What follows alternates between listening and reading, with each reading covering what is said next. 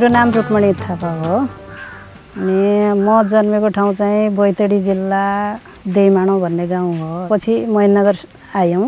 मेरो पढ्दा पढ्दै 6 मै पढ्दाखेरि मेरो बुवाले बिहा गरिदिनु भएर म बेलौरी पुगियो।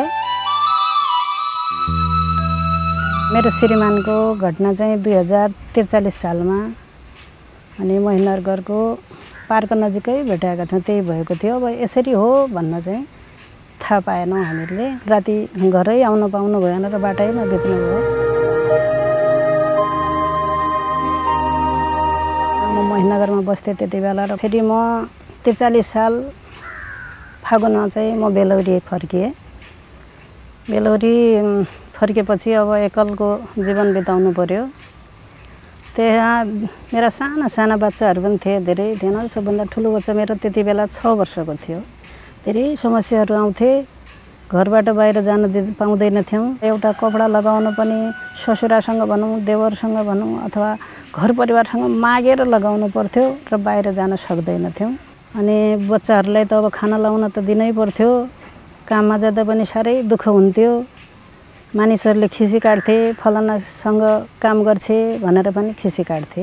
त्यसपछि धेरै वर्ष मैले त्यस्तै जीवन बिताएँ।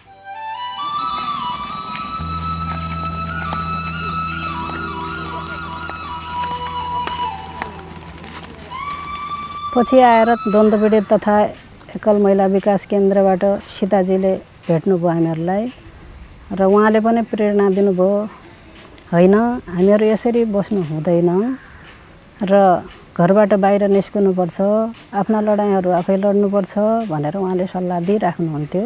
हामीलाई माथि केन्द्रमा पनि सम्पर्क राख्ने हजुरहरूले हामीहरूलाई फोन गर्ने संस्थामा, तर यहाँ पनि हजुरहरूले केस मिलाउन जाँदाखेरि हामीहरू यो हुँ, हाम्रो यो केस छ, यो महिला सम्बन्धी केस चाहिँ सरलता हिसाबले हजुरहरूले मिलाइदिनुपर्छ भनेर चाहिँ दबाब पनि दिने के। त्यसपछि हामीहरूले यस्तो कष्टकर जीवन बिताउँदै पनि हामीहरूले बाहिर निस्कन कोसिस गऱ्यौँ र 68 सालमा आएर आरडीआईएफको आर्थिक सहयोगमा र द्वन्द्व पीडित तथा एकल महिला विकास केन्द्रको सहयोगमा भन्नुपर्दाखेरि अनि हामीले यहाँ एउटा सञ्जाल गठन गऱ्यौँ, एकल महिला सञ्जाल, जसको नाम चाहिँ हामीले पहिले प्रगति द्वन्द्व पीडित तथा एकल महिला सञ्जाल भनेर राख्यौँ। 2069 साल पुस 3 गतेका दिन हामीले दर्ता गरेका थियौँ। एकल महिलाको नेपालभरि नै पहिलो सहकारी खोलेका छौँ र यो सहकारीमा हामी एकल महिलाकै दिदीबहिनीहरूलाई तालिम दिने, बिउ बिजन दिने, दिदीबहिनीलाई सिलाइ कटाइको पनि 6 महिना तालिम दियौँ हामीहरूले र यसलाई पनि दोकान सोकान राख्ने, उनलाई पनि रोजगारी दिलाउने कामहरू गरिरहेका छौँ। वर्षै पछि त्यो अब मानौँ 70 को बजेटबाट हामीले त्यो निकालेर कार्यक्रम गरिसकेका छौँ भने अनि आउँदो पनि त्यसरी नै गर्नेछौँ।